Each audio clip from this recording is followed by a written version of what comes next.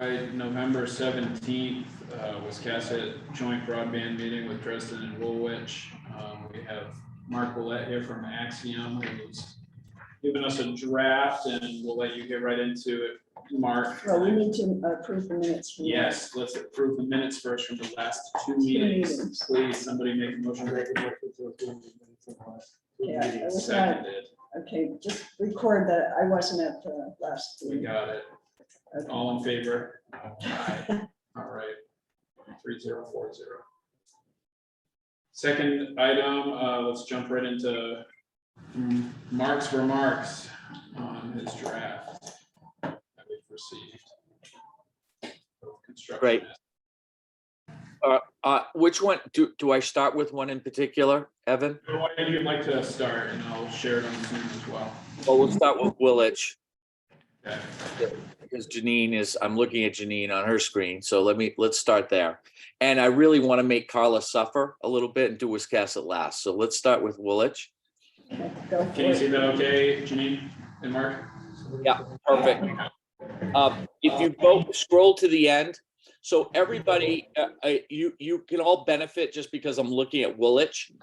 You can all look at your own individual towns as I go through some of the basics here. If you go all the way to the end to the details, I just start by saying, because you're all going to throw some arrows at me or have some questions about some of the details here.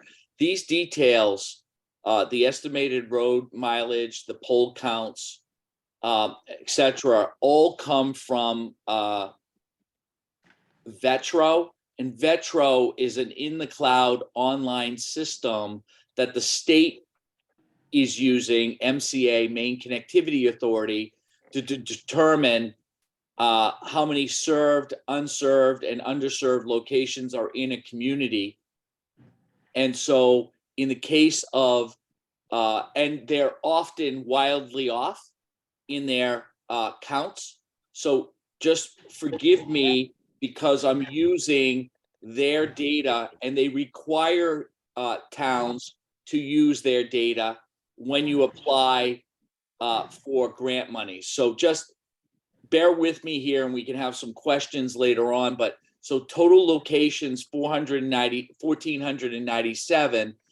Of those, there are what they consider 21 served locations.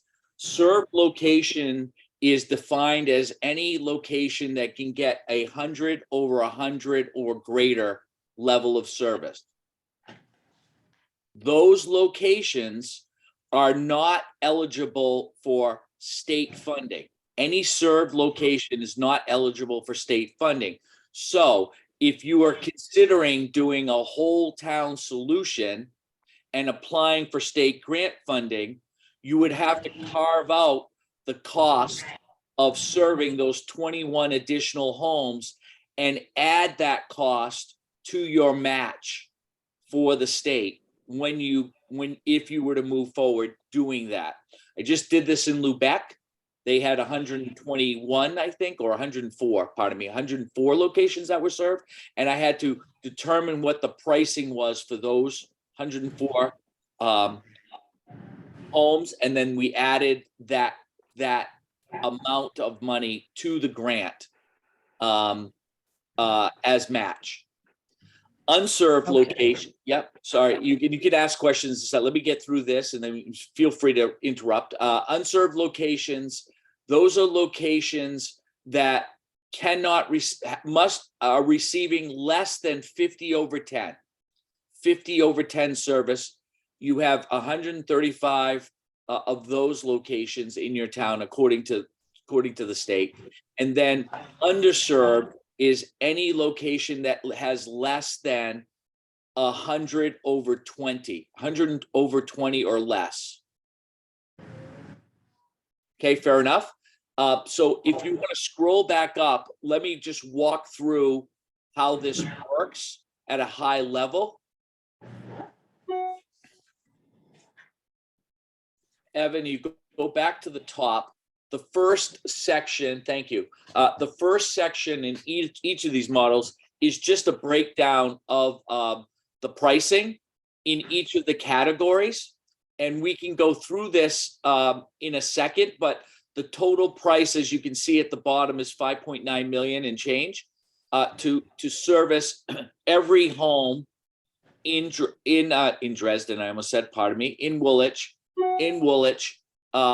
based on the numbers that I showed you at the backside, the whatever it was, the number of homes. Here, this pricing is built on serving 50% of the homes with drops and service at 50% of those homes. And we can argue or talk through why I do 50% in your case, but at any rate, that's how the pricing is built. The construction of the mainline system, the biggest bulk of the cost here was done, as a desktop estimate, right? Nothing on the ground, right? We didn't go out, drive all the roads or anything like that. So just be aware that that's an estimate. Also an estimate is the make-ready cost for moving the existing lines on the poles, the utility poles, and making a space for a new cable line that you would install. So that make-ready line is an estimate at $250 a pole, times 2,535 poles, which is what we believe you have, or somewhere close to that.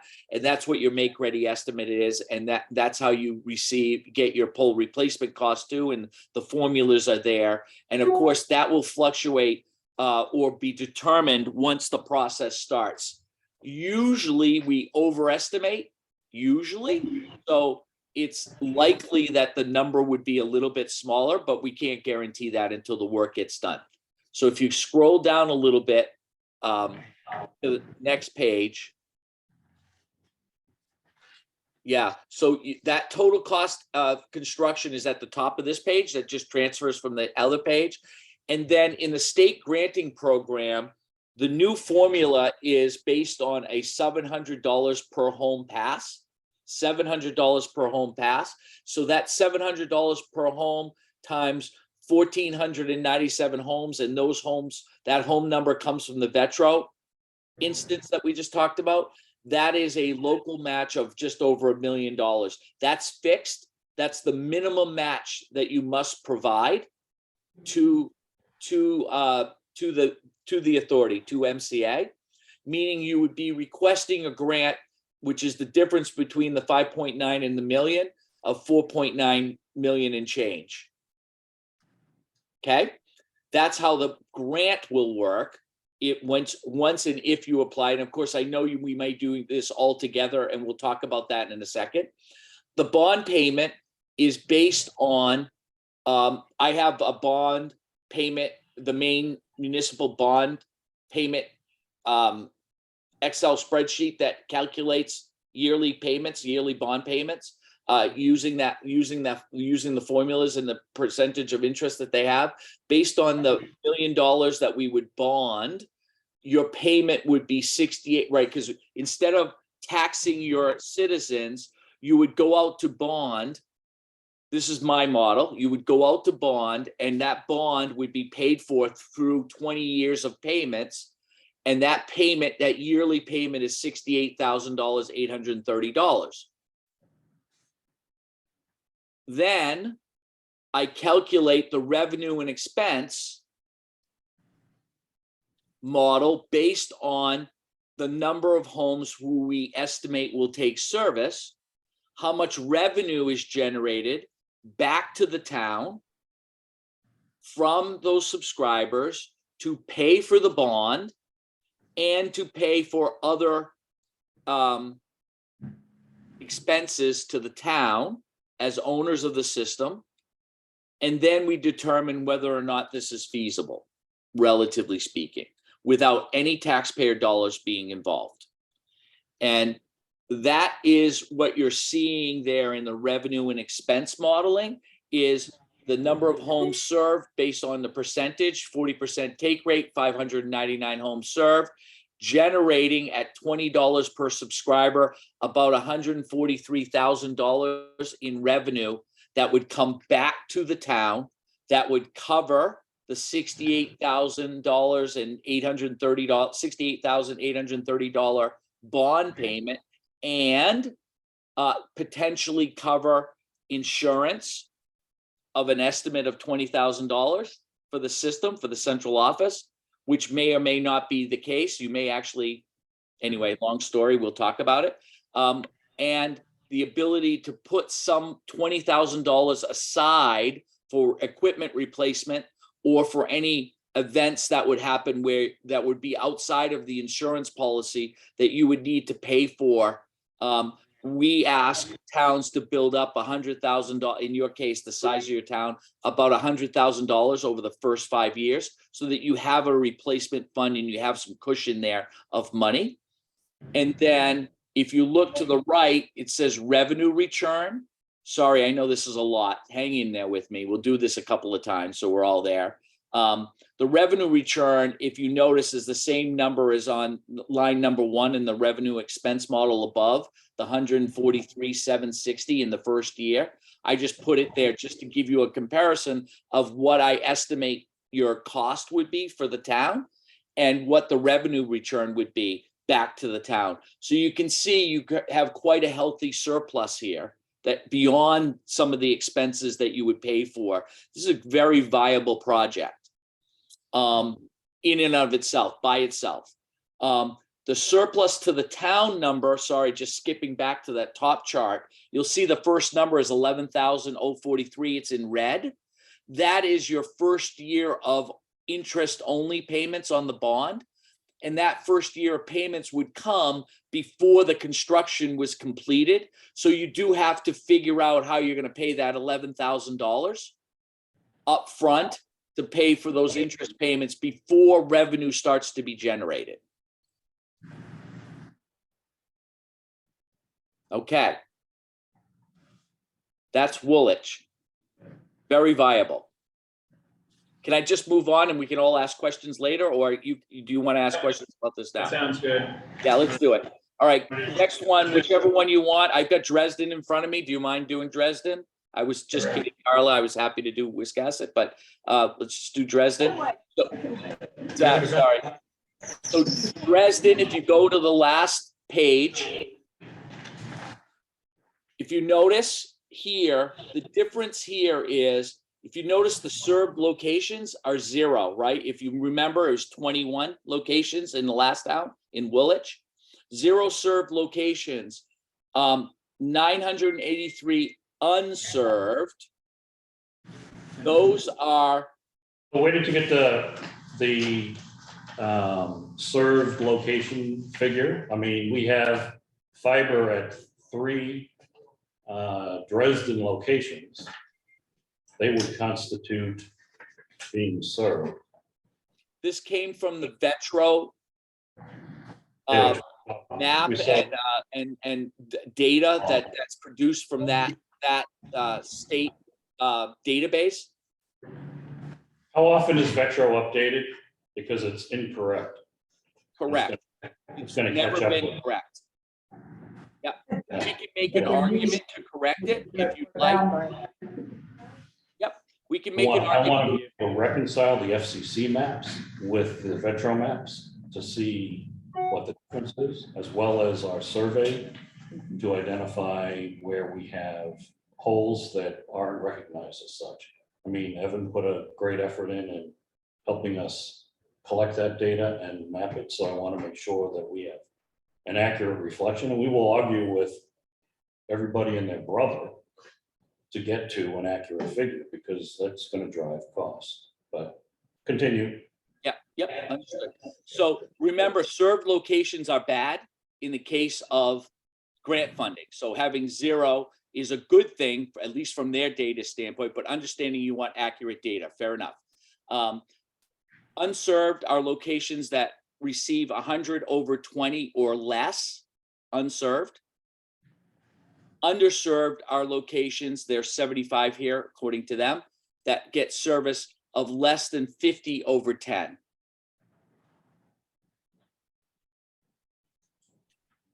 What, I thought it, This is for Dresden. yeah, I know. Okay. Just for Dresden. Definition, it's the definition. I The thought the definition, definition had been 25. raised of what unserved was. 50 over 10. That part is raised, what he's referring to is anything, it's 100 over 20 to make it served, correct? Anything over 100 over 20 would be considered served. So they raised from 25.3 to 50.10 is what you're saying. No, well, good question, excellent. Basically with the Excellent question. different applications. 25 over 3 is considered least served in the last round. We do not have access to least served data in this round of funding. So we don't know how many are categorized as less than 25 over 3, if any. Good question, though. Okay, same analysis, and we can talk through these more fully in a moment, but 3.6 million total cost of construction. If you go back up to the top, Evan, sorry, 3.6 million and change. The match would be based on 1,058 homes. This is according to the Vetro mapping and Vetro data. At $700 per home, produces a minimal match to the state of $740,600. That amount bonded is produces a yearly fee of $48,645. And if you look at the next revenue and expense model, again, using the same fixed $20 per sub per month, that 1, 2, 3, 4, the fourth column represents what the revenue return coming back from the ISP collecting subscriber fees would be to the town to cover the bond payment of $48,645. Whoops. Did I do this correct? No, I did not do this correctly. I apologize. I screwed this up. Did I do? Yes, I screwed this up. I apologize. I need to redo this last column of surplus to the town because it's much less. I don't know what I did. Maybe I left it in from another town. I don't know. But that maybe Dresden is just that much more profitable. Yeah, you look much more profitable than you actually are. So my apologies. The same for Wisconsin and Dresden, Yeah. that's probably the mistake. Yeah. Well, I this is the believe that's draft. exactly what I Okay. did. I am so sorry. I was hustling. I had to make some changes this afternoon to some of these and I screwed it up. All right, so my apologies. I will change that immediately and get you that hopefully before the end of the of the meeting today. So my apologies for that. Here, and by the way, just so everybody's aware, these are just rate groups that I put together. These are Axiom rate groups. So these are what we typically charge for this type of service that you see here. And that's what my revenue and expense modeling is based on. But these can change depending on your ownership and what you would like to have happen. So just know that, this is just my vision for how this would work. If you notice, the town expenses above that are slightly larger than the revenue return. And that makes this project slightly less achievable. I do think it is achievable. I do think Dresden, out of the 3 towns, would be the most likely to get funded because you have the most least served. But I would say because you have smaller numbers of total customer potential, that's where your revenue shrinks, right? In Wiscasset and Woolwich, you have larger numbers to draw from. So it affects the revenue return and while still, it just affects the revenue return back to the town. There's only so much revenue you can get out of the number of customers you have. And so I don't want to get too far into the weeds with this one at the moment, but this should be a very viable project for the state and very likely to be funded, Okay. And we can work on the other numbers and I will get that fixed for all of you before hopefully I leave today. Can I move on for a moment? Keep going. Wiscasset? Wiscasset, if you notice at the bottom, you have, according to Vetro, 167 served locations. Just round numbers, we had 104 served locations in Lubec, and I think we estimated the cost, and it's not apples to apples, but somewhere in the $700,000 range, just FYI. So you're talking about those served locations only being served by the town itself or by a match to the town, from the town, not by state funding if you were to move forward with state funding. And you notice that there are, a handful of unserved locations in comparison to underserved locations. This just points to the fact that most of your town is covered by, most people have Spectrum service or can get Spectrum service in your town. Is it Spectrum or is Comcast? It's Comcast and Woolwich, right? Spectrum and Wisconsin. Spectrum was- Yeah. Again, I base this on a 50% take rate, and the service locations by take rate at 50% was 1,022. So if you go back up to the top, you'll see what the cost of the project is. According to my estimate, 5.2 million. And then I do all of the same calculations, and I think these are correct, and you're correct. I left the Wiscasset numbers difference in the surplus to town in the Dresden one, and I will fix that in a moment. So Mark, yeah. I have a question on take rates. They seem higher than what you were initially telling us because of the competition with Spectrum. Up to you. I can adjust take rates as you see fit. I typically, with a Spectrum service, would estimate you would get somewhere between 35 and 40% typically. That's what has been our experience. I happen to start at 40% here because I was trying to sort of just do it evenly for all three towns for the moment, just to give people a sort of a general baseline of what it would be. And again, I think if we combine all three towns together, right, if you were to form a BUD, we would have, our estimates would be based on, we would just do estimates, sort of averages across all three towns to give you a sense of what the take rates would look like.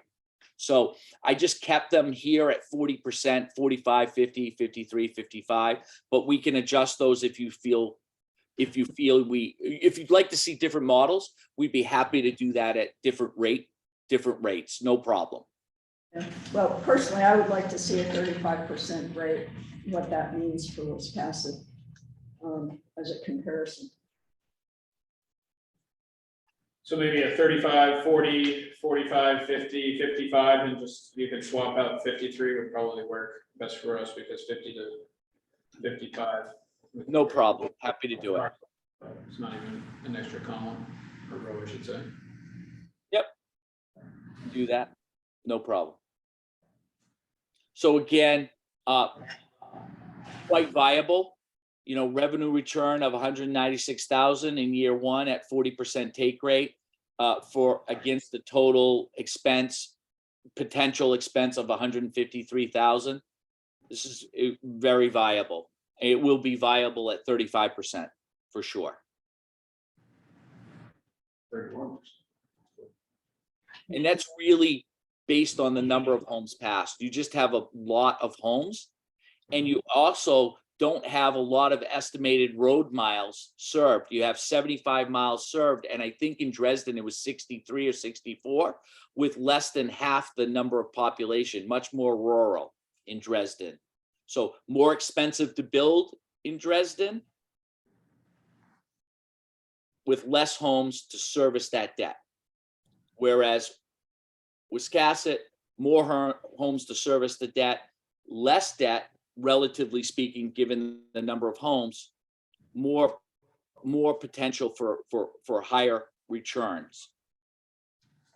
but also less viable at the state level than Dresden, because you have very few, in comparison to your total population, total number of homes, very few unserved. The vast majority of you are underserved. So aside from potential inaccuracies in this, because you're using the Vetro map as for what the state requires to give us a sense of what we have to present. But to Don's point, the accuracy of this, how have you dealt with that in other towns who also have the same issue? I would assume. I haven't. I followed the Vetro map and then we just dealt with it afterwards and just used the real numbers.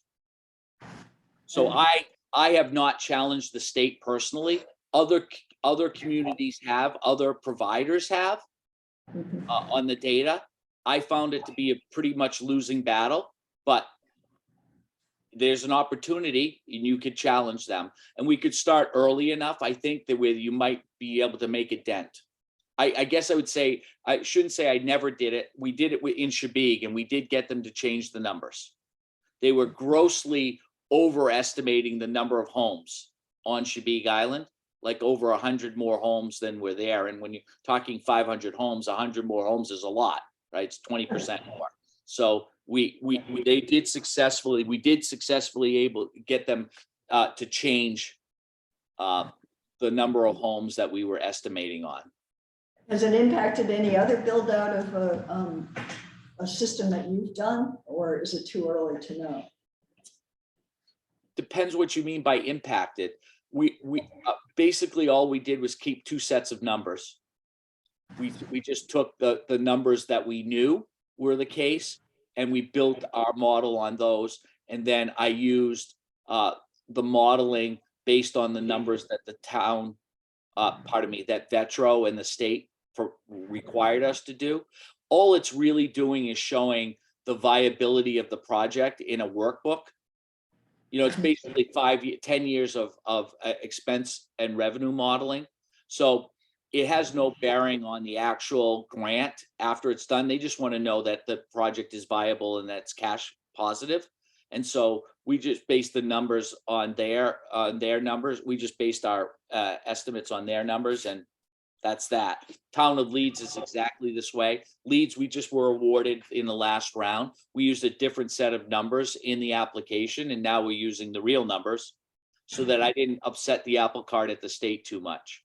Now, let me say where I think your pushback could really come, and I see no reason why not. You can't push back on the number of homes, which is perfectly fine. But if you believe strongly that you have more unserved or underserved homes than they're saying, then you need to prove that to them.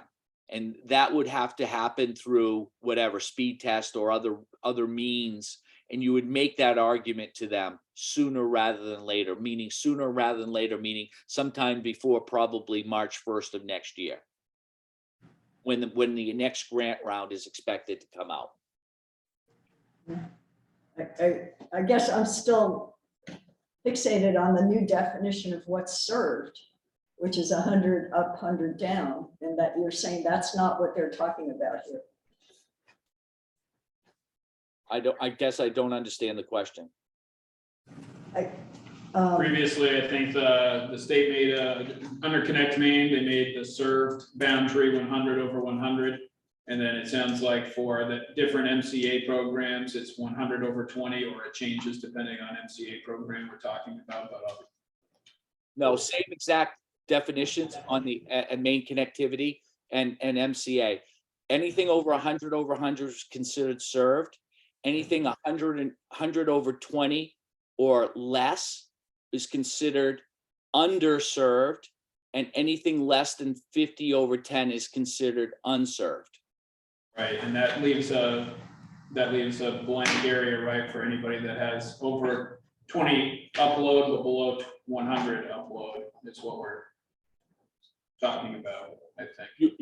Well, it's a good definition because you are eligible to serve underserved homes. Yeah.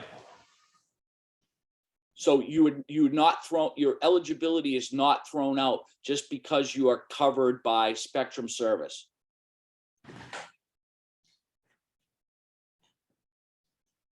So it's a So good thing. do people have other questions for Mark at this point? I probably have to absorb it more. I'm a slow learner on spreadsheets. Understand how we set it up.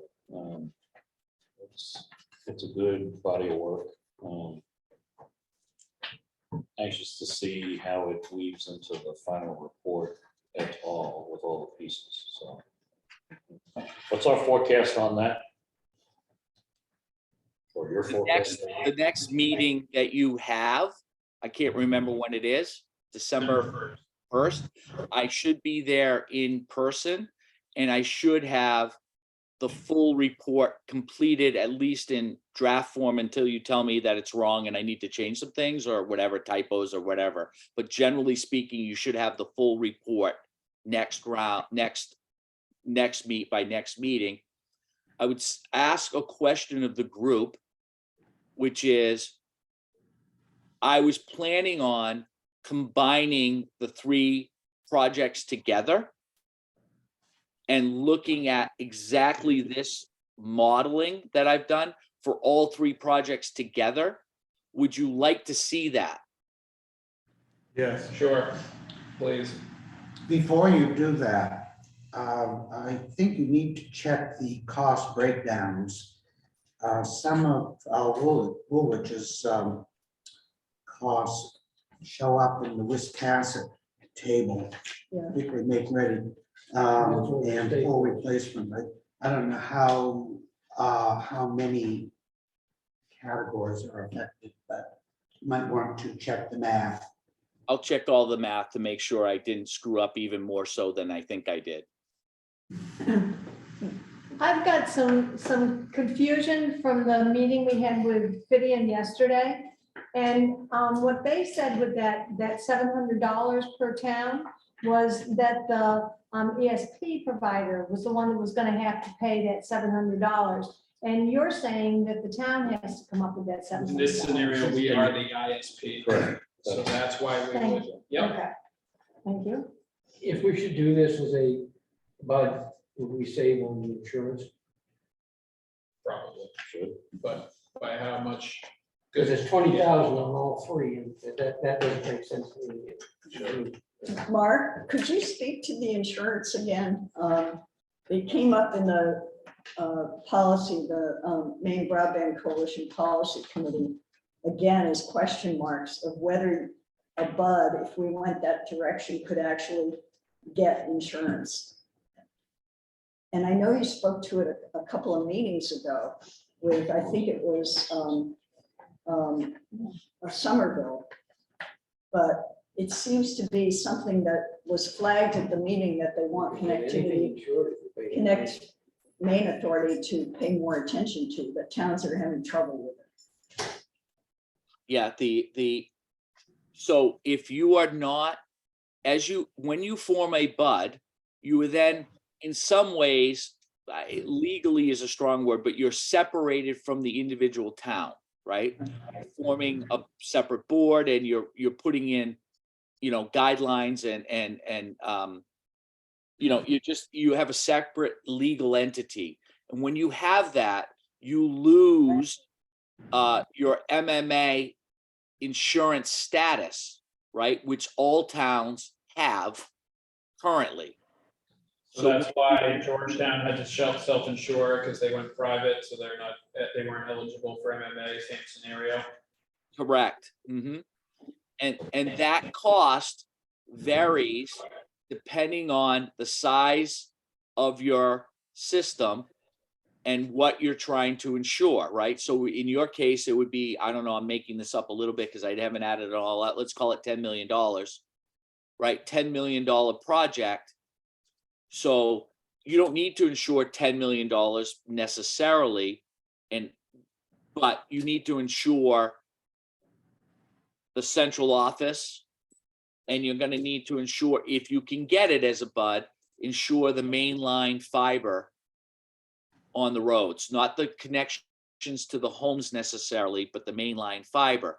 And so what I've suggested here is, and Georgetown is a little bit different than some of the other places, but like in Somerville, for example, they are self-insuring the mainline fiber by building up that equipment replacement self-insurance line that I've included in each of your budgets of $20,000 per year. And typically I would go at least 5 years for that to build up a fund of $100,000 or maybe more, depending on what your surplus looks like. And what I have not done here, which I can do, which I will do at some level, is when I combine all three projects, I will add some additional cost to the BUD that you're probably going to need. You may need some level of an attorney for some period of time.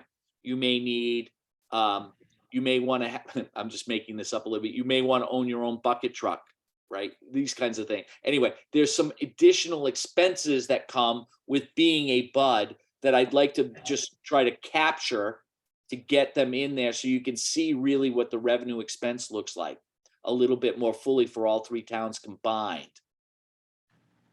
So yes, insurance is a problem. It can be a problem, and it can be expensive. But we just got some guidance that the Consolidated is now willing to accept Axiom's insurance for the pole licensing process. That's going to save communities quite a bit of money, where they don't have to actively go out and get that insurance. So you're saying while you're constructing it, you're covered? Correct. Well, it's required yearly by the pole licensee. So once the BUD becomes the pole licensee, right, they're the owners of the attachments, either the individual town, the owner, the individual towns, or the BUD. You're required to show them that you have ongoing insurance yearly of $5 million in $5 million in umbrella, $4 million in general liability, $2 million in auto, and $1 million in workers' comp. And we have those insurances at Axiom, and we just name Consolidated or CMP in your case, the both utilities on those policies, and they have been willing. Well, this is brand new. This just was ruled on today at the PUC, this week at the PUC. We'll see if it comes to fruition, but I believe it will. That they are will allow our insurance to substitute for the BUD's insurance or for an individual town's insurance for the pole licensing process. That's good. I'm So, asking this question as a neophyte. When you say insurance, what is generally, if Wisconsin's going on its own, what would be covered under this insurance policy? Is there a comprehensive, so if there was a tornado that tore everything out, that would be covered? I'm certain you're gonna have some liability in there. What is normally involved in that insurance coverage? Tricky. So towns have had varying success in obtaining insurance for different parts of their build. So for example, the central offices are a hard asset, right? You can see it. It's a building with equipment inside of it. That has been that the MMA, if you're going individual towns, Maine Municipal Association will add that building to your current insurance as a town for minimal cost, almost nothing. So you will get that insured through in that way. Some towns have gotten insurance quotes for doing what you said, for insuring all of the lines on the poles. Those costs tend to be, if they're obtainable, tend to be very expensive. So many towns are self-insuring the lines on the poles by building up that fund that I just suggested to cover potential breaks. You know, a drunk driver hits a pole and knocks the line to the ground and it needs to be repaired. Or you have a storm and, you know, 10 poles are broken and the line falls down and has to be put back up. Those kinds of catastrophic events. What they believe, and they've gotten guidance from MMA, is in a catastrophic event like the ice storm of 1998, or as you said, a tornado comes through and the whole town is wiped to the ground. They've gotten guidance from both FEMA and MMA that those costs of bringing the whole system back up, paying for this, would be covered by an emergency declaration that would support the full rebuild of the system.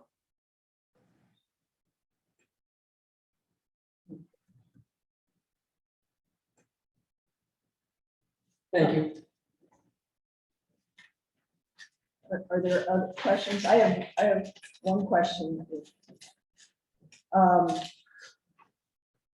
If you do one report, I mean, we've got the guts of the breakdown of what's most important for decision-making with the numbers. But what does it look like differently? That a lot of the report is boilerplate description and stuff. So but we would probably want some of that for our website or this cassette for the individual towns. So for me, I'm thinking both and, you know. Yeah, I Both of think them. that's what he was referring to, that we would get individual town reports in the bud. Is that what you're asking? Yeah, He's gonna do a matrix to. We would get basically four different breakdowns, town by town, and then an additional triple. Oh, okay. Triple one. all right, that's Correct, fine. Mark? I didn't catch. That's that. correct, Evan. Yep.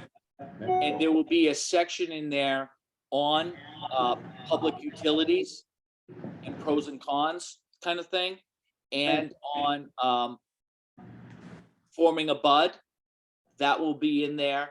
It won't be particularly detailed because I don't want to get into pages and pages and pages of detailed information, but it will be there describing a bud as an option as part of a public ownership idea for the communities. You know, so that will be in there. There may be a couple of other items. I have to think it through a little bit how I'm gonna write this out, but yeah, that, and then the four individual towns will have this breakdown done correctly. My apologies for some of my mistakes. And then you'll have it all wrapped up into one. Okay.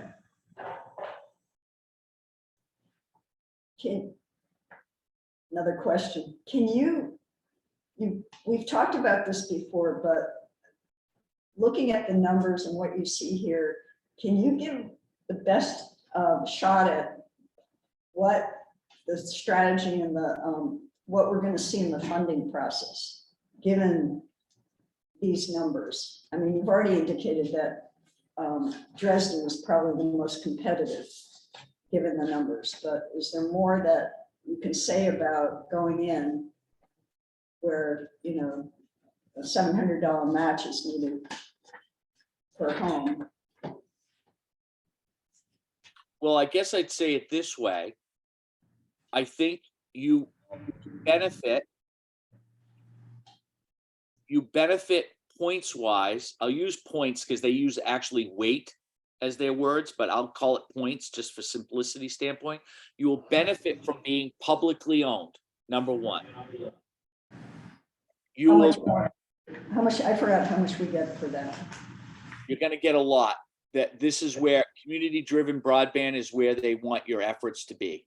I can't give you a point total because it's not really done that way, but you will benefit from that versus a private ISP applying on their own to build out a project. Secondly, you will get even more benefit. And again, I don't know how much more. I have to look at the rules and regs and how they break this down as going in. So that they also advantage regional projects. So you get additional points or additional weight if you are more than one town going in. You also can get additional points if you have service of 100 or over 100 that's less than $60. There's additional weight for that, and it's a scale. So for every sort of dollar under $60, you get some additional percentage. I can't remember how it works.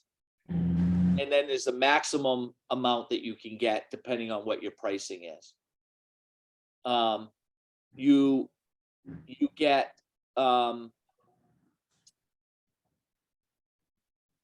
you must offer a 50/10 service for $30.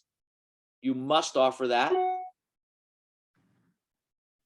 You also must, although I don't know how, because in this round, they made you check off a box that said you understood digital literacy and how to implement that in your communities.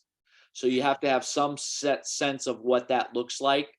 I didn't do very much in my applications, but that there is that piece there that I think they would like to see. Well, we're set up to do that, so I'm not worried Yeah. about that. Yep.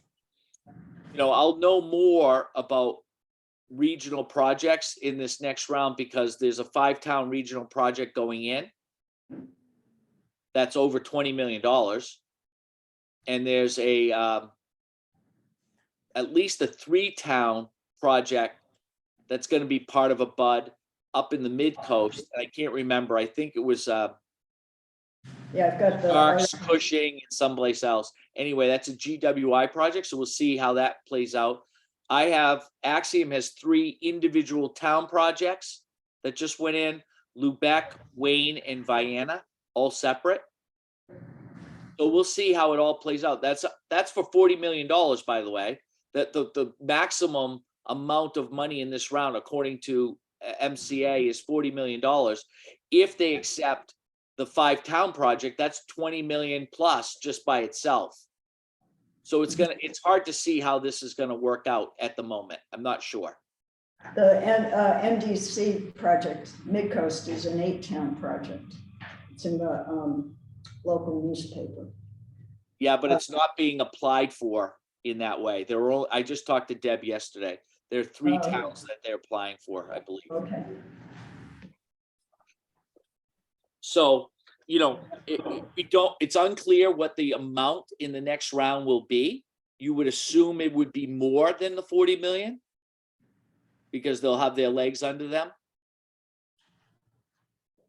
But we'll see. And again, they're expecting this award round to happen on January 6th.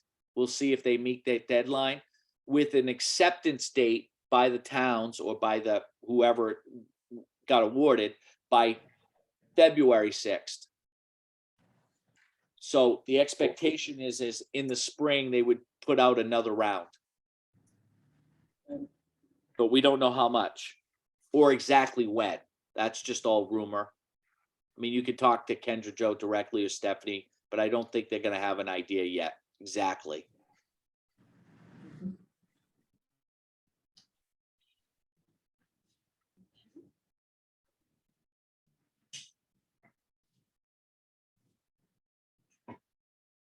Other questions or things we should pay attention to more?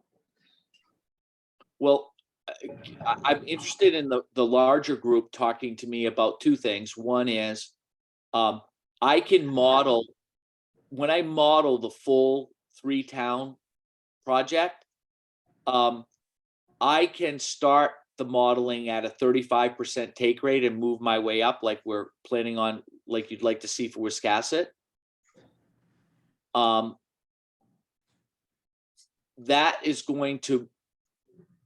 That's fine. We can do it that way. That's a very conservative view. So that should pass any challenge to your numbers by doing it that way, but it will also make the numbers harder, right? A little bit harder because you're not at 40% or you're not at 45%.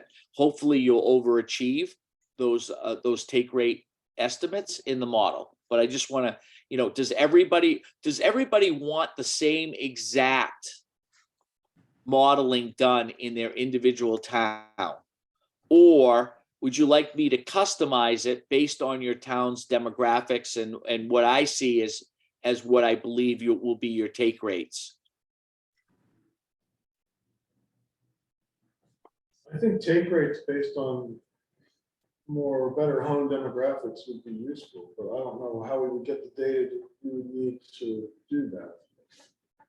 It'd be great if it could do that.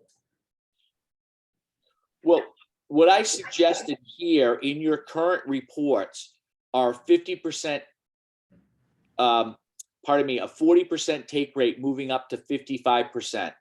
What Carla is suggesting is because she's covered by Spectrum and you and Willet's covered by Comcast, that the take rates, at least initially, will be a little bit suppressed. And she'd like me to start at 35%.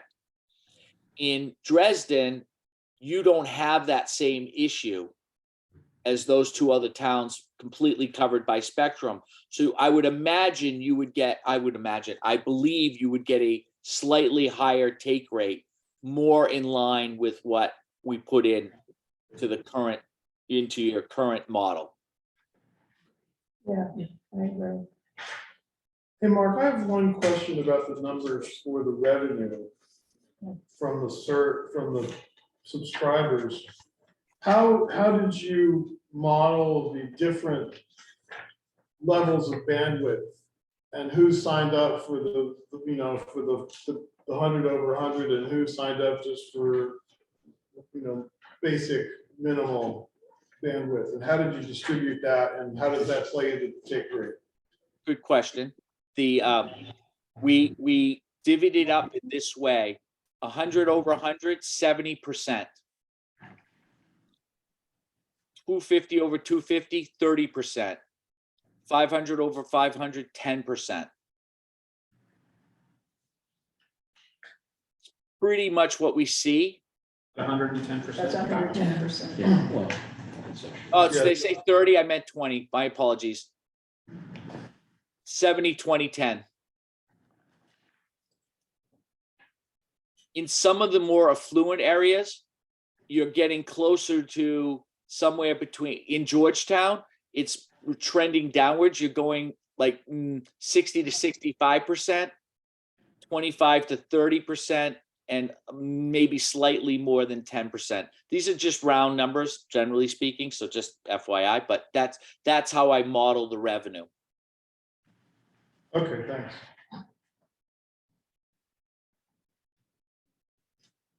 And if you notice, I do that on it just to continue your thought, perhaps.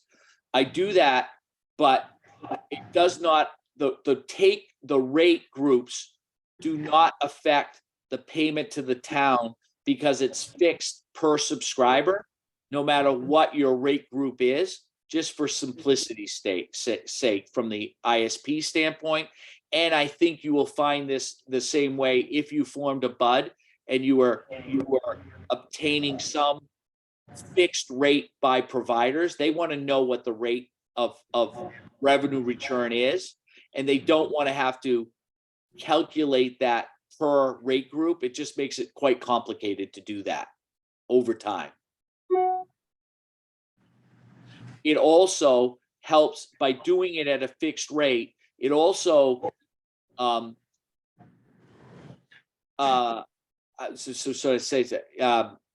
incentivizes the ISP to try to obtain higher rate groups because they can make more money off the higher rate groups while keeping the payment back to the towns fixed. So just FYI on that. At least that's the model this is the model I use in the vast majority of my communities that are under contract with Axiom. There are about 10 of them right now that are using, relatively speaking, exactly this model. Some slight differences, but generally speaking. The other thing I would mention to all of you is, in a BUD situation, in a multi-town situation, I do think you have enough scale where you could demand more per subscriber from the ISP. And I think I'm gonna model that, if everybody's okay, at $30 per subscriber per town, per subscriber per month, pardon me, as opposed to 20. Because I think at scale, the ISPs should be able to handle that level of payment. But as you notice, that's against, in my model, a $59.99 subscriber fee. So basically, in that model with a BUD, half of the revenue at the lower take rate would take rate cost would be coming back to the BUD. So when some of you, when you get thinking about this and looking at how all of this interacts with each other, you're going to want to say, you know what, $60 is too much. We need to compete with Spectrum. We want to be at $45. I'm just making this up. I'm not making it up because this is what towns say. So $45. I want to be at, $49.99 or $45. Perfectly fine. But just know that's going to be, I can't give you, the ISP cannot give you $30 on a $45.99 subscriber fee. So the revenue back to the towns change depending on what the rate groups are what rate groups and how they're determined. You got me on that? I apologize, but it's a very critical point.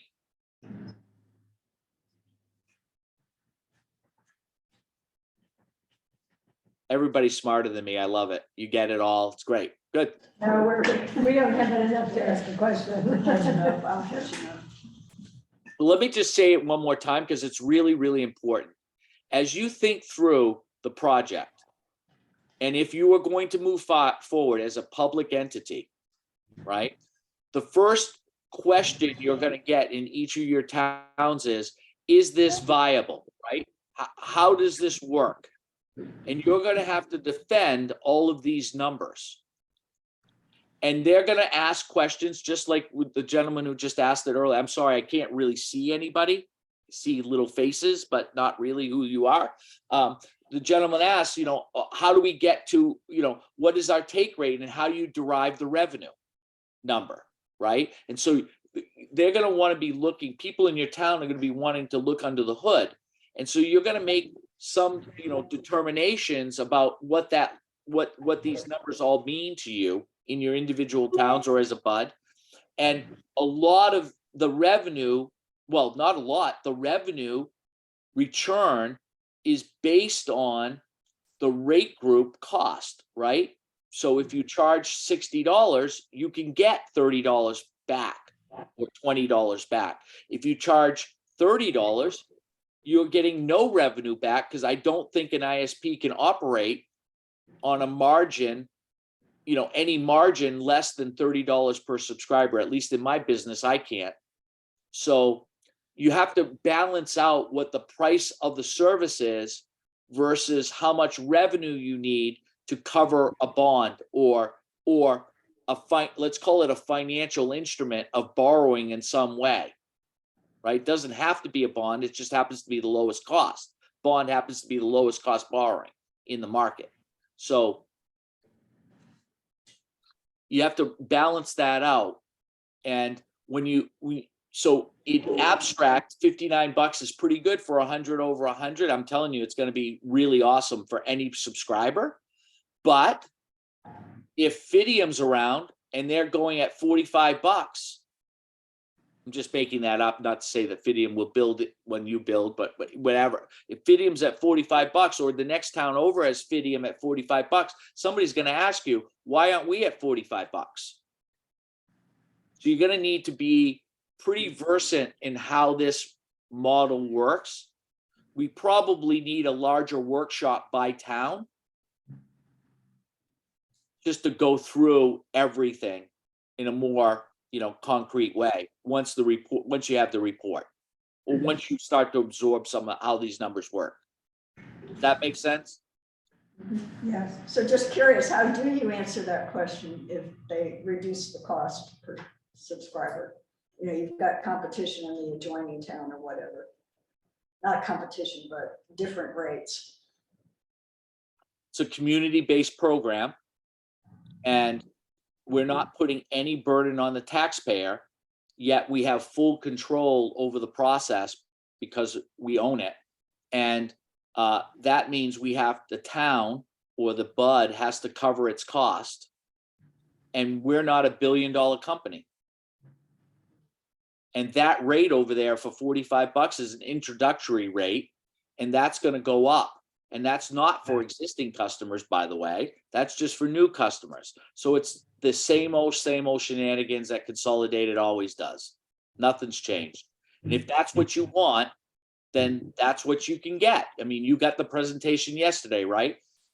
Right. No ownership, no control over pricing. They're going to do what they're going to do. And in 5 years from now, they're really going to do what they're going to do, right? You'll have no say whatsoever.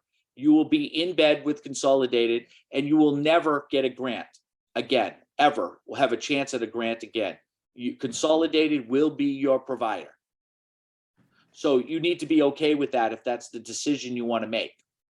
Which, again, I'm not against that, by the way. I sounded a little biased there. I'm not really biased. Some towns have gone down that road. Plus Axiom will go to every house, and Fidium would not go down long driveways without significant cost to the property owner. That's true. I believe that to be 100% true. Yeah. Yep. I know that you've got a hard out at 330 and we're at 334. Could you just tell us what bond rate you assumed in this calculation? Yeah. Hold on. That would be good to know. It's flexible. Hold on. I'll look at my. Sorry. Hang in there 1 second. I'm going to look at it. Just bonded out last year. Yeah, it was 2 last year. 2 was the average. It changes every year. That was definitely as well. Yeah, it changes every year. Yeah. But that's okay. I can still tell it to you. Why can't I find it? Because I need to find it. Sorry. All right. I can't chew gum and think at the same time. So just give me 1 second. Talk amongst yourself. I'll find it in just 1 second.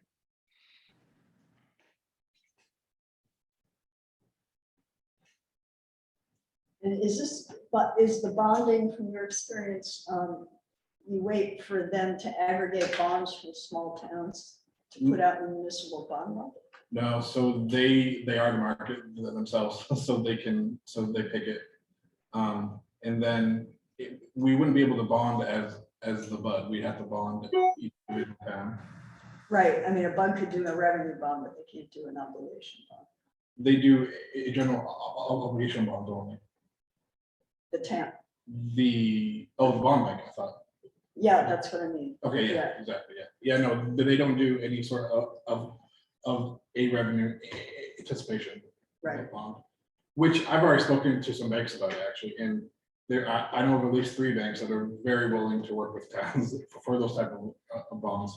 They're, yeah, if you're gonna go get a bond after this, we'll give you the money up front, sure. Right, and several towns in Maine have done that for this model. Yeah, yeah. I've done it before when if your town meeting is in June, but your budget ends in March, you've got a few months to really figure out how you're gonna pay for stuff. And that's how most towns do it, is that bond anticipation. Yeah. I am sorry, I found it. I have bond rates starting at 1.530 going to 3.157. That's the estimator from MMA at the moment. Probably will be slightly more than that, Evan, to your point, I would think by next year. Don't know what that looks like, but I would think it would be slightly more. Well, I know you've got a 330 and now we're at 337, so I don't want to keep you. I really got to go. I'm going to the fame dinner. God help me. I'd rather be with you guys. I will fix the numbers. I started to fix them, but I haven't gotten fully fixed. So I will get those out to you by tomorrow. Great. Sounds good. Okay. All right. Take care, everybody. Thank you for having me. Sorry to be participating via Zoom. Next time I'll see you in person. That's all right. Thank you. All right, the only people that weren't at the meeting last night were Dusty, Larry, and Richard. Do we want to dig into the consolidated presentation for? We didn't get one. You didn't get one? No. I'm saying, I didn't. we really didn't get anything in that meeting last night, other than and it's gonna be approved, but it's bend over. And oh, by the way, after 12 months, we're gonna go to 55, 65, 95, and 199.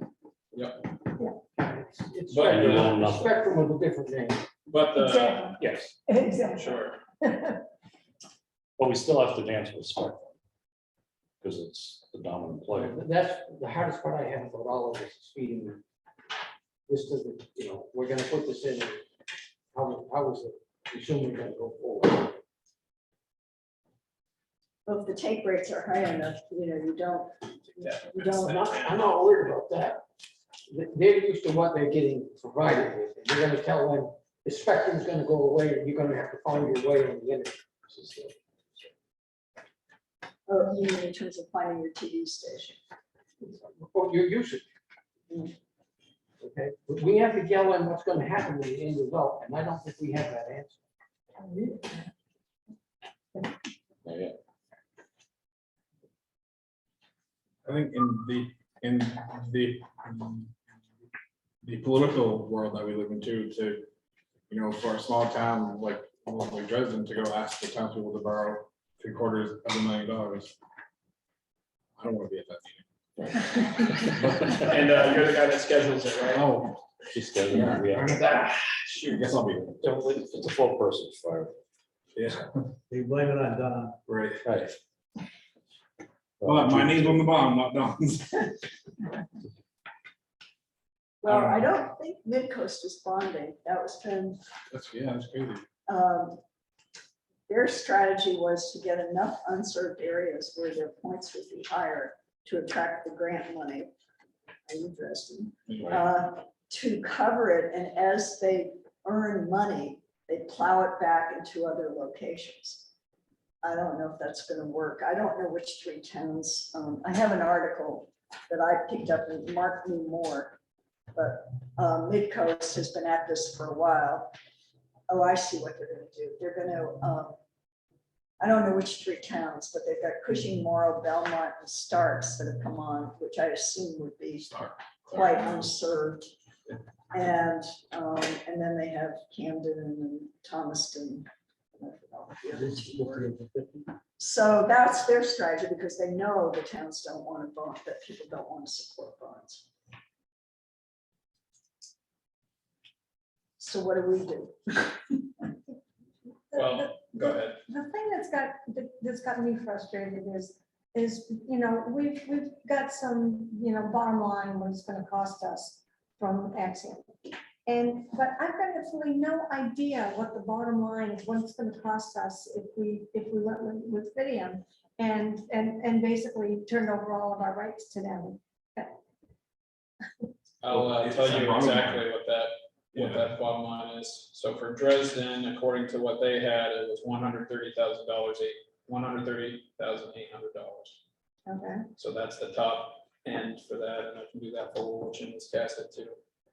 It looks better to start with, oh, is that all? Is that all that we're required to give? And we get $100,000 match from the county. I'm saying that was full price. So take half of that number, which was Oh, I see. 65,000, go to the county with that for Dresden's example. Oh, okay. Yeah. Which then sounds everybody- like a much easier sell. Yeah, that- except then everybody pays individually. That's good. And yeah, Well, as the rates go up with a Fidium or, whoever. Which they, We can't in control all it. fairness, they gave us the 1-year rate. And Yep. then subsequent, and that as soon as you get past year 3, it's gonna go up again. Yeah. So If we go at this as a utility, how are we gonna set it up administratively? Do we do it as a bud or as an individual town? Either or. The only So if thing, we do it as a bud, that means we get a brick and mortar, some particular installation. Or hire somebody else for contract.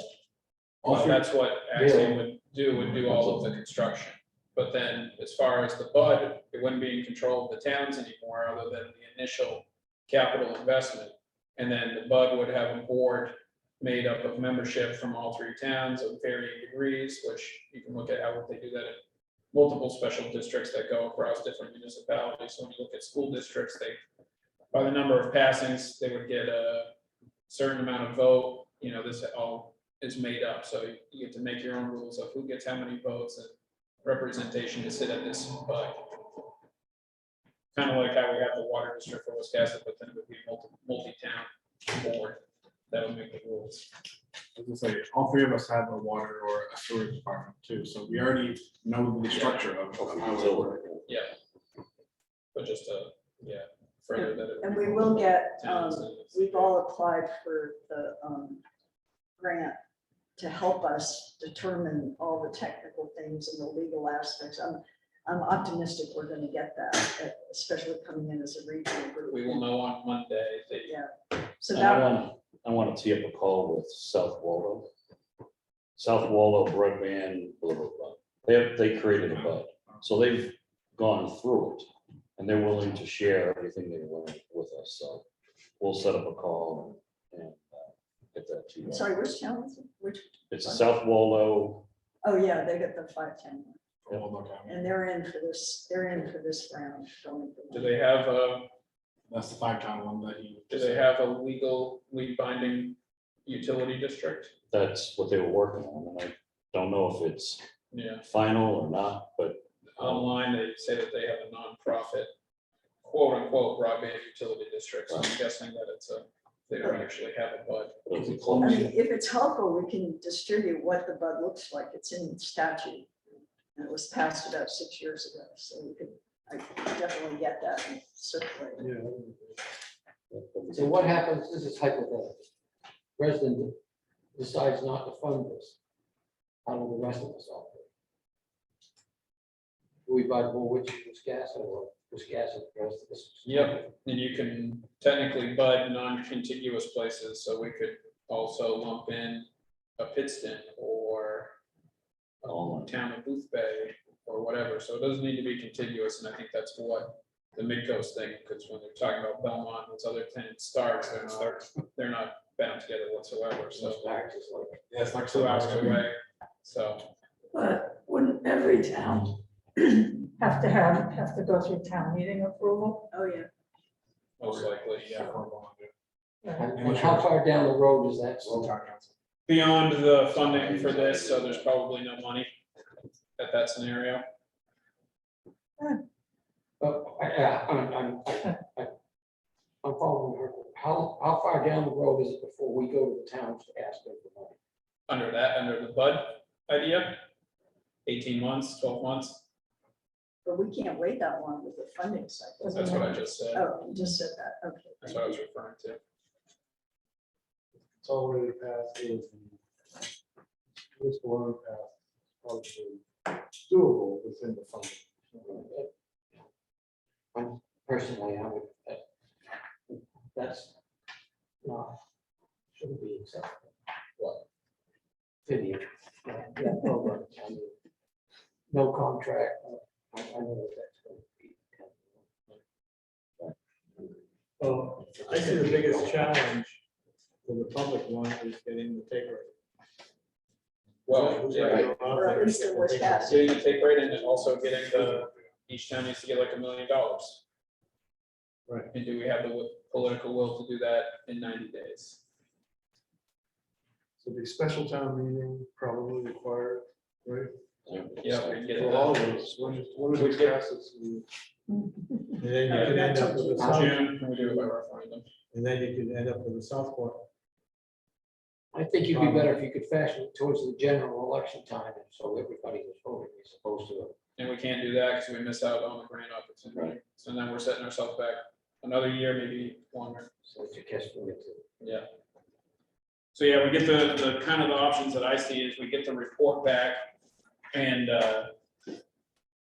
do a presentation to each select board. Maybe we can save time and do all three at once. That's probably a ridiculous line, but I think Or egos and whatnot. there's a lot of egos, and also they've all got different attention spans too. So, there's that option, and then you workshop it to the public once or twice, do a couple public hearings, and then see if people want to go to a special town meeting to see if they can bond it out. Does Wisconsin have a town meeting? We have a referendum style one, so we still do a special town. You meeting, actually need like- 60 days, yes. Like normal people, you know, you can still do a special, like normal. We also haven't done that much groundwork on this, but we've waited until we know what the costs are. So at least Wisconsin hasn't done that much outreach to the Yeah. public. So, Then the other option, when we look at Consolidated's thing, is you start out and just give them the letter of support that they're asking for, and they do more engineering work, and get more information that way.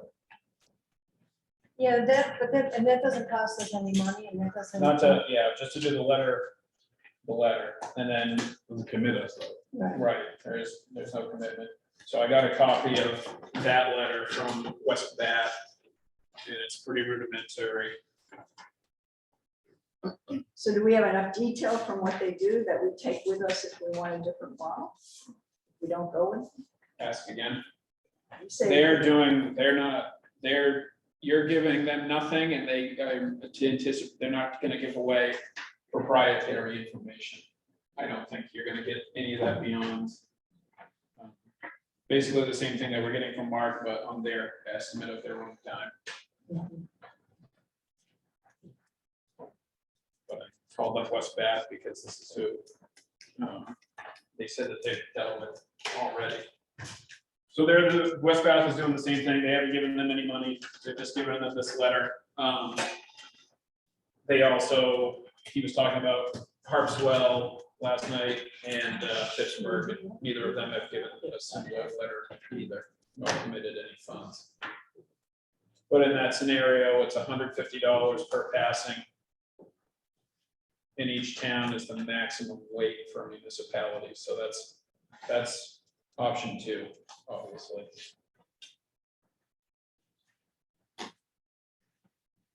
But what were some other takeaways? So if we can't meet the deadline for municipality by the next funding, The rules start looking different, and it opens up. So Cable it wouldn't hurt companies us. to do it. We're too. not obligated to agree with that with Consolidated. So Right. would there be any harm in trying to go Consolidated at this point, and we have 30 days to. Something that could be looked at, and then you could, Is there a deadline with this? there isn't, but I think that the town would want to add one. Perhaps if each, or whatever towns would want to go into that route, get involved. You'd probably want to say, you have our blessing through June 23, through the next grant round or something like that. Because if that doesn't work out, then you want to be able to go back to the drawing board and see what you want to do. Or you could do that on really making a push now for the municipal, and if it doesn't work out, go back to the drawing board. Am I repeating what you just said?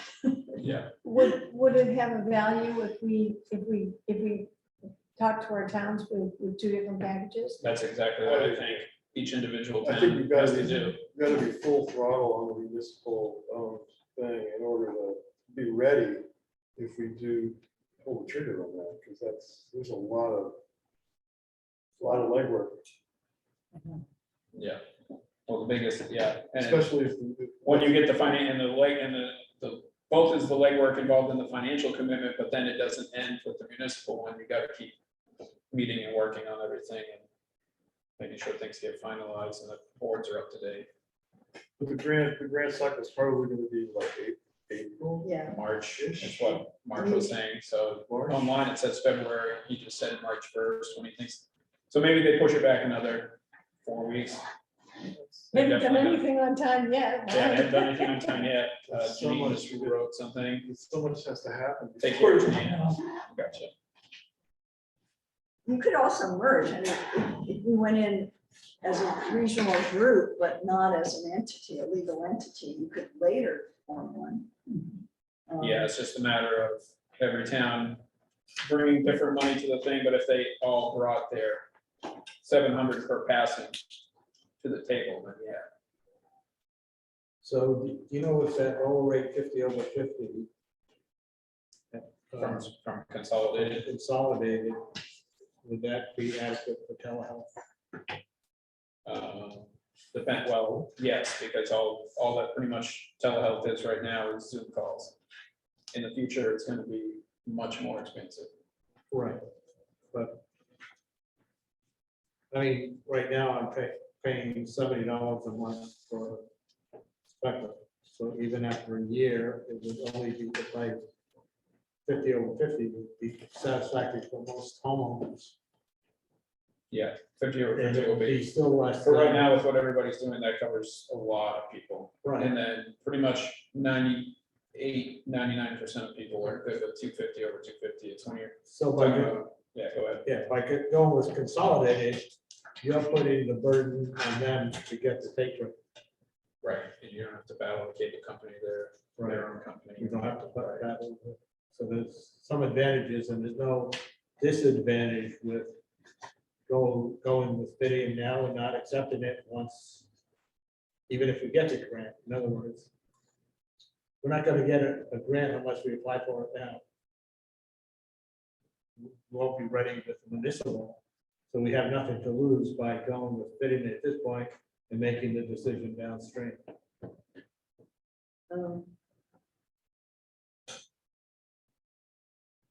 We don't have to commit at this point to Fidium, but if we apply with Fidium at this point, Yeah, I think that makes sense. it makes So sense. this is, this has no teeth, this letter of. Yeah, Exactly. Right, Right. that's just It's a, non-committal, it's gonna give us. and basically Fine. what you're agreeing to is at least giving them that so that they're willing to spend their funds, resources on engineering for a town. See, they can back out of it too. That's the It way, doesn't seem like it should be profitable for them. yeah. so I don't know, I'd rather not play that. It doesn't commit us to anything. We gotta play some hardball and make this Well, work. they're not committed. I mean, Yeah, Goes that's to what I'm what? saying, but at least we get to apply for the grant and see what the situation is then. And one other thing that I don't think we've brought up to discuss is that even if we build a municipal thing, there's nothing saying that Consolidated can't ramrod and come right in right behind us any day of the week. Which is Oh, another yeah, thing that needs sure. to be, Yes, but the town would have to approve and then put, nope, they already have right away in every single place where they own in the state, they own the line, they wrap it up. They don't need to talk to a town about anything if they pay for everything themselves, Yeah, that's anywhere in what, the state of Maine. the thing he was Well, your talking private about, property rights. the thing he was talking about, so like if they already have copper going into some building, that is That's where their they right. can put fiber there, and they will. So anybody that's got a dial tone in their house right now would be able to get their fiber service. Which is Except, pretty much every building. yeah, except they did say yesterday, if they knew that towns were pursuing a different option, they wouldn't even try. They would waste their That's, time and right, money and but that's engineering. him saying versus Sure. the corporate. Right, Because the other wild card on all this is Spectrum and their game, so. Because they could do the same thing, expand their current services and decide to extend on their network. Which is why we need to talk to them, to find out if they're really thinking of doing Yeah. it.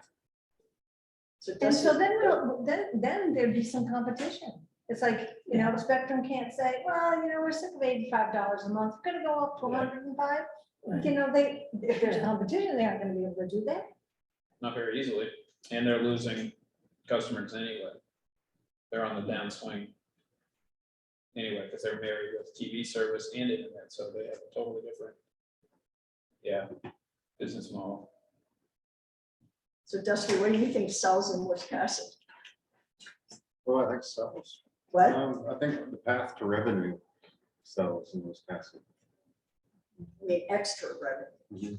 Whether things where the money comes back to the town. You know, we own the system and we make profit on it. Yeah, When so many people our have feet aren't warned, held to the fire of some outside contract.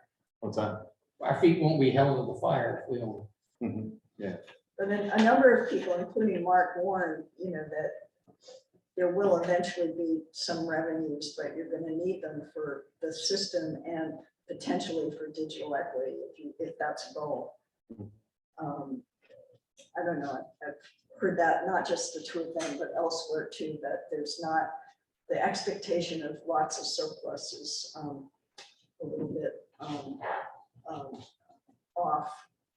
But I guess there are examples around the country where they have had some significant surplus. well, there are probably better arguments to be made for the system, itself, but you asked me which one sells. Yeah, So that's gonna be the most interesting, I think, for most people. Business communities will be interested in the capacity and future-proof nature of it. So that also comes back to revenue though, because that attracts businesses. oh, yeah, We're doing a lot of that. We're attracting a lot of It'd be business. easy to tell the taxpayer that once this is in place, that the odds on the taxes will never go up because of the service that's gonna be provided. Yeah, and then I think another important point to make to everyone is that we're being proactive in replacing a system that will be obsolete in a few years. The cable copper system will be obsolete. So we're not allowing a monopolistic company to come in and replace their old system with the new system and continue being monopolistic on us. We're taking the opportunity to take control and ownership of the system ourselves. And so 5-10 years down the road, we'll have a fantastic system that we own. yeah. That makes us I'd money. rather concentrate on that right now and see if we can make the goals for getting something in. You gotta do both, because you gotta make sure you can pay for it now without increasing taxes too much. And I think we can do that. So yeah, it's just a matter of making the sales pitch well enough and covering those important points.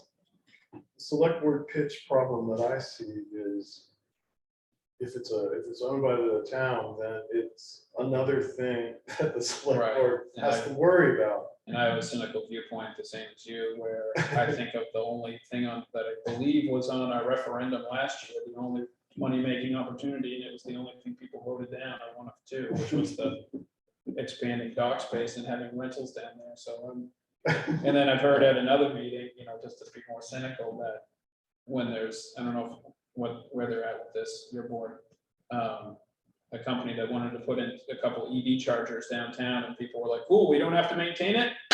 Awesome. So I mean, that attitude is definitely out there, and it's very high. that one was a little bit different, because that was a company who thought they were gonna come in here and put 50 charging stations throughout the town. Gotcha. They didn't know what size of the town they were dealing with. So they came in with this. Well, either way, the town was, the board was just as excited that, oh, we don't have to maintain. Yeah, that was gonna be Somebody a else pile of owned it. money that we didn't have to do anything Yeah. for, so it was too good to be true. But, yes, But it becomes, it's a critical piece of infrastructure. It's like the water or the electricity, like 5-10 years from now, when it's even more important than it is now. It's like if there's a big outage, it's gonna be all hands on deck. I mean, it's gonna be a big crisis for the town to have to manage. That's the kind of thing. That's the conversation I'm at and having with town leadership. Fidian said their line has to be actually cut. In other words, if the poles went down, the line wasn't cut, it would still be getting irritated. Well, and it's the same You line. still need electricity. Yeah, it's the same. Operating, so- But if Fidium or Axiom puts it in, it's the same line. Right, right. The tree falls on the lines or whatever, if it's a small tree, it's not gonna break them all. If it's a big tree, it's gonna break them all. So, You might have power, but you'll have the. That's funny you mentioned the select board, because I was thinking, while Mark was talking, I was thinking about an ordinance that maybe we should write that doesn't really direct any action or prevent anything. It just warns future select boards that if some company comes along later on and offers to buy our system, don't sell it. We have an ordinance directing the select board to think about this really hard before they act. So, So are we thinking of asking our towns to, get Fidium to do some work so that we have some choices? That, I think we wait, I think the timeline is like, we wait for the final report. We bring the final report to the boards and the public, present option 2, which is that. Option 3 is do nothing. And then option 4 is look for any other company that wants to come in, but as with Mark's price estimates of make ready and pole replacement, every other company in the state would have to come in and pay that. So it was cast at about 700,000 for the town. So any other company such as Otelco or Premium Choice, GWI or Pioneer would have to come in and pay those prices, and there's no way around it. So that adds about $700 to $1.2 million to a project. So realistically, that's not really the equation, I don't think. Less, I Yeah, don't know. I don't see that. Well, that's the Some of them will cherry pick and invest in downtowns or dense Right, areas. and that's the worst nightmare is that everybody downtown gets even better service, and the people out on the outskirts still remain the all same. 12 people downtown in Dresden. Yep. So, Well, so you're saying we can punt this for 2 weeks and get the final report, but we're gonna have to move Well, let's Really get on the quick. select board agenda for the 6th of December. for the 6th of December. Yeah, we can do that.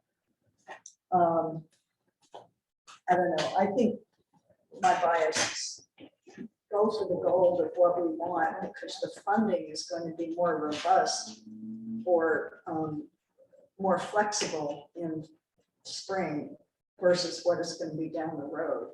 We're going to get more restrictive funding that's going to be harder. And if we fail at that, regroup and do another round. I I guess think that's, I think you just painted the picture though, is that it looks grim. Failure is grim. Regardless. Yeah. So there is gonna be another round?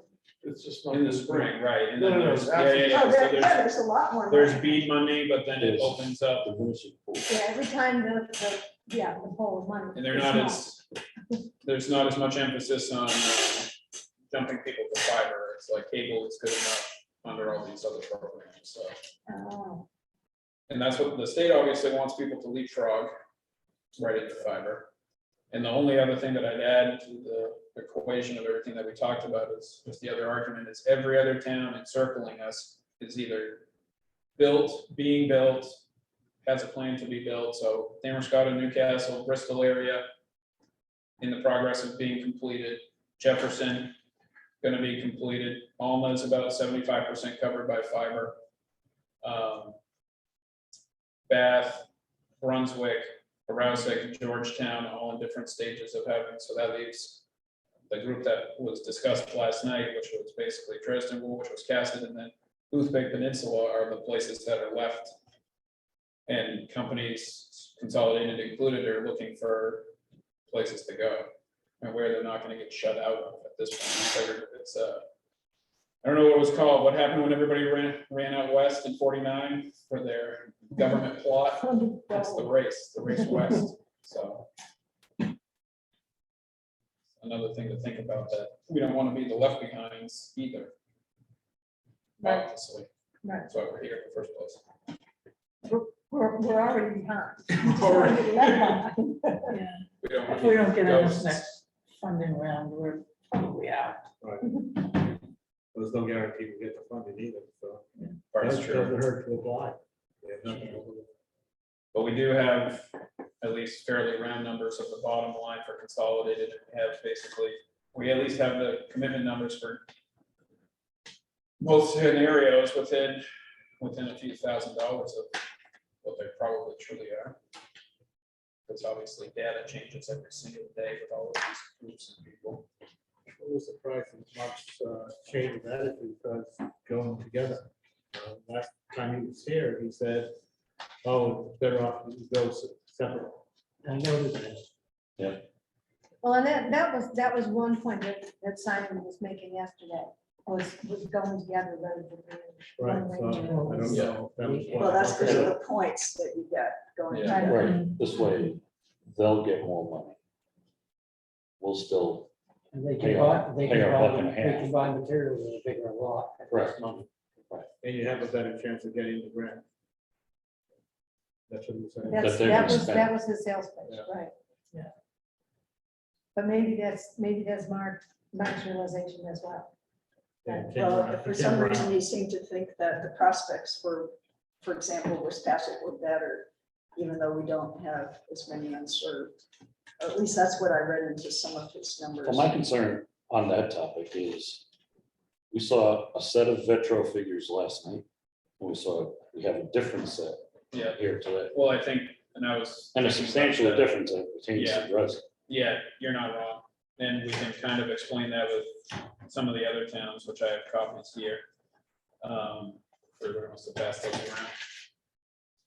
We can explain that in probably like Wiscasset and Woolwich with being eligible locations. But as far as the Dresden number, I did note that would seem like it was the biggest discrepancy. What was the discrepancy? So on Mark's report, he's got, he discussed that in the beginning of every description that this included areas that were served, which doesn't apply to Dresden situation. Right, so with Wiscasset's on this one, he was Consolidated was looking at eligible grant locations, which amounted to 1,887 on their calculation, and on Mark's, that number is the exact same, 1,877, so off by 10 when you include unserved and underserved. So Mark's includes the whole towns, because that's what the goal of the community system would be. If you remember, we talked about that, and that would not be grant eligible, but would be another however many hundred thousands of dollars that you have to pay out of pocket to get to those people with no grant assistance. But yes, to your point, Don, I did notice that Dresden's seem to be the most different. And to me, it's just And I think having we a can, dated date, a reference date that said that this is data from yeah, October 1st and this is data from November. and I assume that through this whole grant program, I assume that the Metro data stayed the same. Probably didn't update it because they're really fickle and slow to make any of those changes. What is that? So there's some more distance. Vetro is, so it's a private company and they're using data from FCC, state maps, local maps, and they use the speed test data. Which is why, I think Dresden's unserved were so high, if I had that in front of me. They used speed test data to figure out if they were going to put,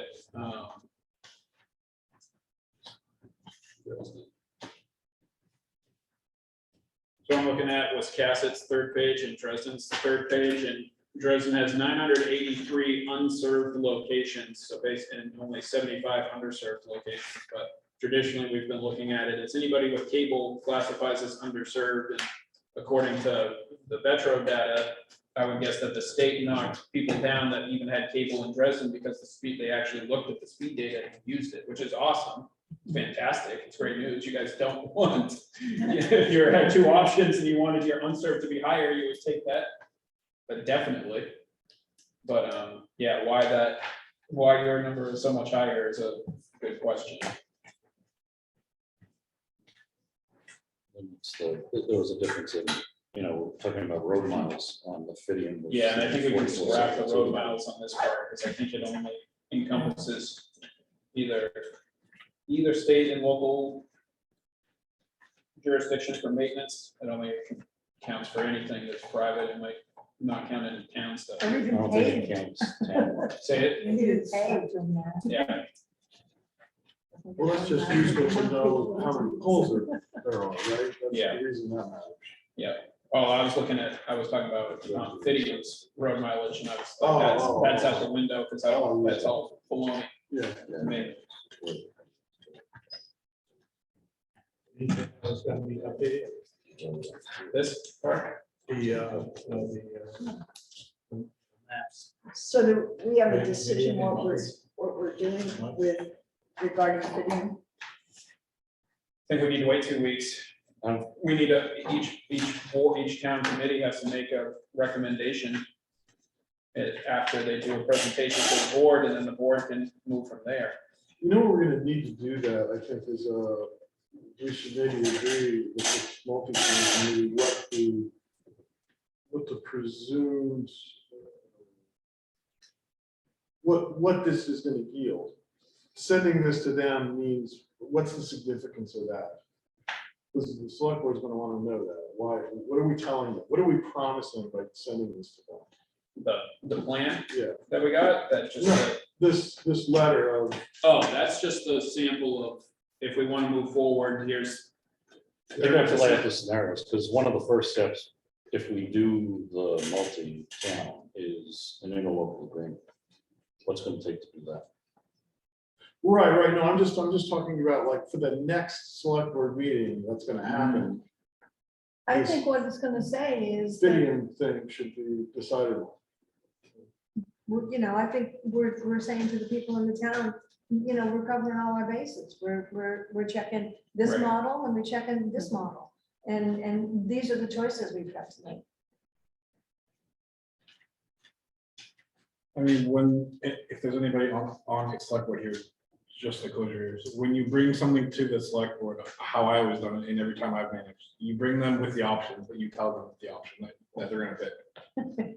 Because that's what and then that. Well, you have a recommendation. Right, and then that, so I think that whoever said it, this group should come to a choice first. And then go to the select boards. I think involving them too early will just convolute the process too much, because they're gonna look for, here's the options, here's what we recommend.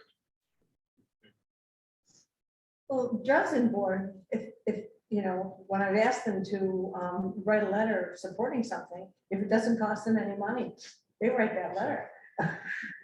Either way, it's gonna cost some money. It's just quite different, but what Mark's trying to do is show you, you can pay it back without, you know, the towns on the line. But you're only gonna be self-sustaining within a year or so.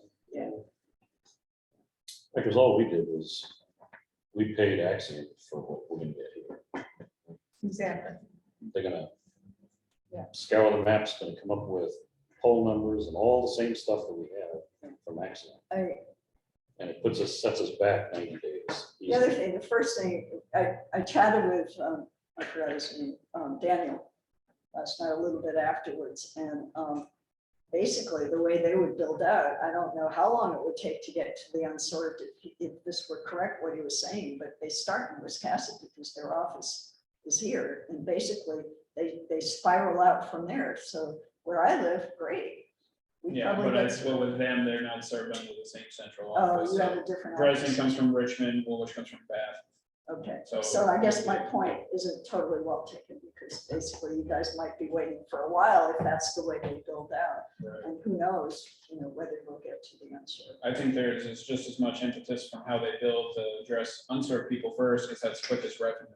Because they're gonna get 80% take rate on those people, or something much higher than anybody that's got cable. So there's an incentive there, at least if they were to get awarded a grant.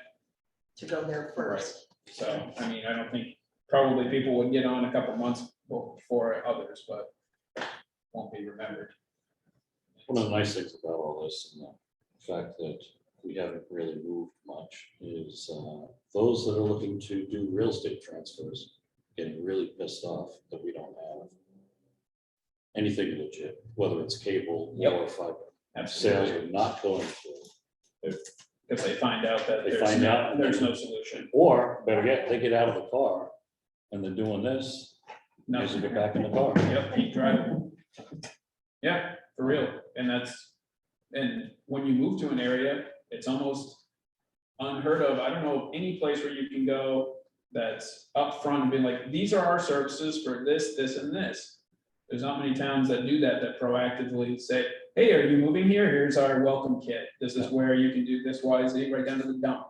obviously electricity, it's easy, but then all that other stuff, it's like, You know, electricity 6 years ago was not all that easy. sure. I mean, I want you to know, I had to call CMP at least 8 times before I found somebody who talked to me. I got his name, I got his price extension. That's the only way we got Yeah. electricity. Yep. And I've had similar stuff. So we're deciding after the full report, how we're gonna move. Is that? Well, Again, again, I think there's some things we need to, I'll do the outreach to South Florida. And we're gonna be talking to Surtex. never, They do the 2.5 million piece of, they run the actual fiber. And they've worked with a number of towns. They're actually gonna be at the summit in December. But that's the other thing. We're gonna go to the summit.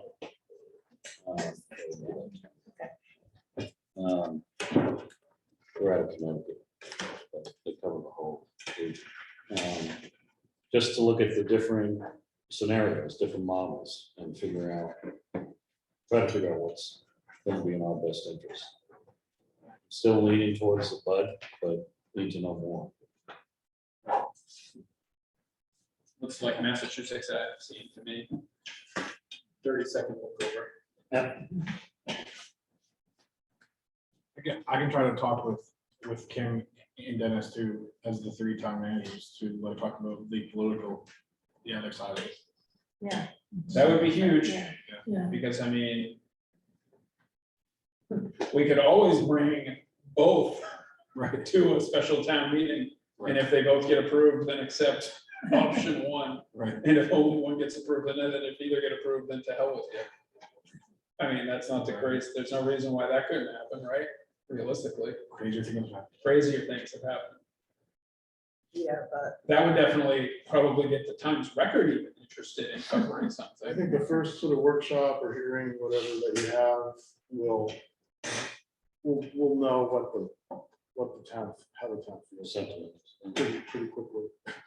I think you're right. We had this, I don't know if anybody read the paper, in Woolwich, we had this meeting with the DOT about the traffic light at Naquasit Road on Route 1. That's stupid traffic, yeah. That stupid traffic light. Well, every single person at this meeting wants to keep it. So it's staying, but I mean, that was, to me, it wasn't an obvious, for people I've talked to, it's like, some people like it, some people don't like it, whatever, but. Well, all the people in Woolwich are coming off on Naquasit Road, and all the people in every other town are coming through Route 1, so yeah, they well, love being able to take a left. out of it. BIW people that commute down this Yeah. way hate it, I'm sure.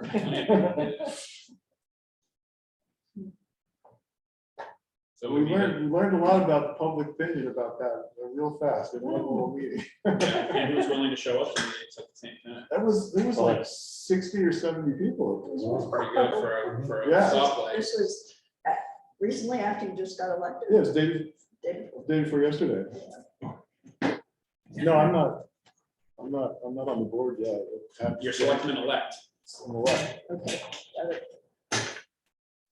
So, So we meet December 1st for full rundown.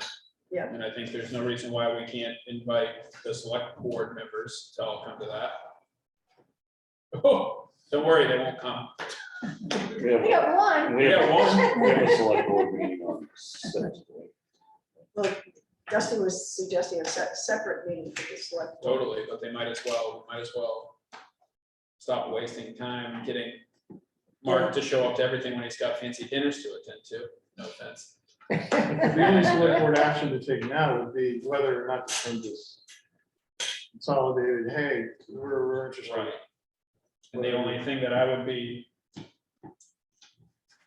the only thing that when I look at it is if we sent them a letter of support from each town and they continued our separate work, there could be a burned bridge there if Yep. we decide, or they could Yeah. even maybe try and take action against Really? towns. So. Well, you're talking about, you've signed a letter of support that this is what we're willing to do, and then you pull the rug out from under them, it's been 30 grand, so. That's where it has to be reviewed. and Right. protected. Yeah, I mean, You know, it's not- I just say skip video and go for the gold.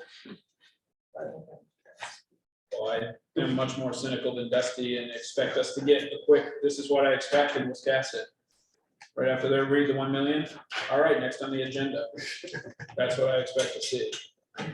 0 to 100. and there's only one chance to apply for the grant, probably, right? No, well, for the We're not better gonna be ready grant for there it. is. Right.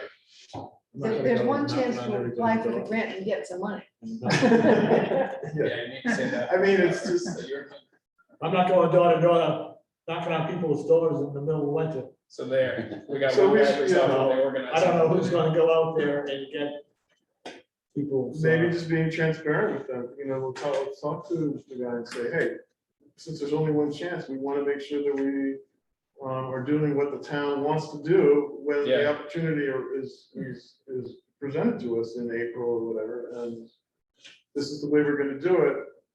And this, our letter of interest to you has the caveat that way we may actually decide to do a municipal loan. Yeah, we could write that to them and see if they still want We to could write work on that it, to them. because they could still. We couldn't get accused of being Yeah. cagey about it. Yeah, for sure. Shoot, that made me think of something. Maybe that- It'll come to you at 10 o'clock. It will. Or for gold zero.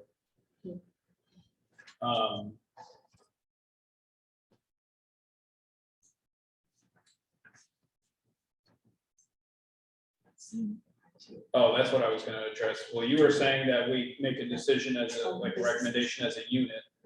And I think That's all. we should make a recommendation as individual committees, because at this point, I don't see any. Well, Yeah. however, we work, yeah, Right. yeah, But you've got input too, so. I mean, yes, I no, wanna I'm hear- saying, Yeah, if we're gonna go as a, what's it called? But then we come as a group, if we're going as Right. towns, then, each time. and that would be like, my only sideline for that is the bud we can form a little bit down the road, but the financial piece needs to be solved first and before we would get tangled into the other thing. So.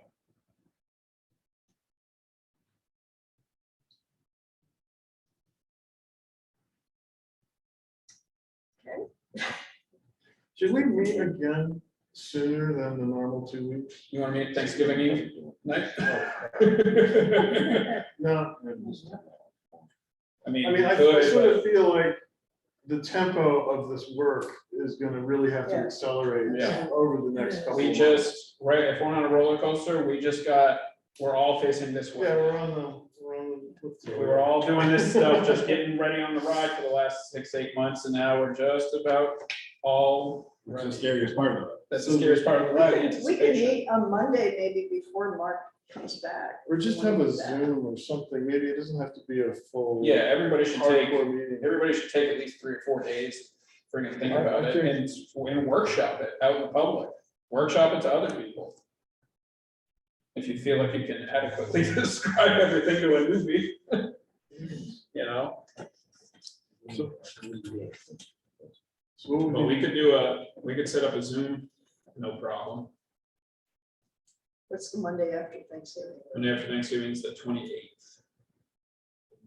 Thursday is the first with when would the next meeting normally be? the 1st of December. Well, 2 weeks I mean, from 3 today. days isn't too bad. Since there's Thanksgiving, but maybe after that, we could consider doing. a Yeah, I little think more. we have to do it if we're gonna market this or decide how we're doing. So after the next 2 weeks, maybe we figure out a time to every week skiing for a little bit. Yeah, by all means. The body makes the decisions, don't look at me. I'm a lowly Is this secretary. Throwing it out there. 2:30 time good for every Thursday for the next? As good as any time. Let's just look at when. I just don't wanna Christmas do and it everything tonight. else is. That only leaves, so that would be December 1st, December 8th, the 15th, the 22nd, which then Christmas is on a Sunday, and then the 29th, New Year's Eve on that Saturday. So it's a pretty quick turn before now, Christmas. It is on Saturday. Let me tell you, buckle up. Ooh, Stay yeah. home. Okay, so we'll meet again next week, not next week. Two. Two And if we weeks. want to decide we want to meet next Monday or Tuesday, then email over the weekend. I guess if that works for people. We can always do it. We don't have to have a fully participant Zoom meeting. We can just get together and do a 45-minute talk. So we're gonna go through some-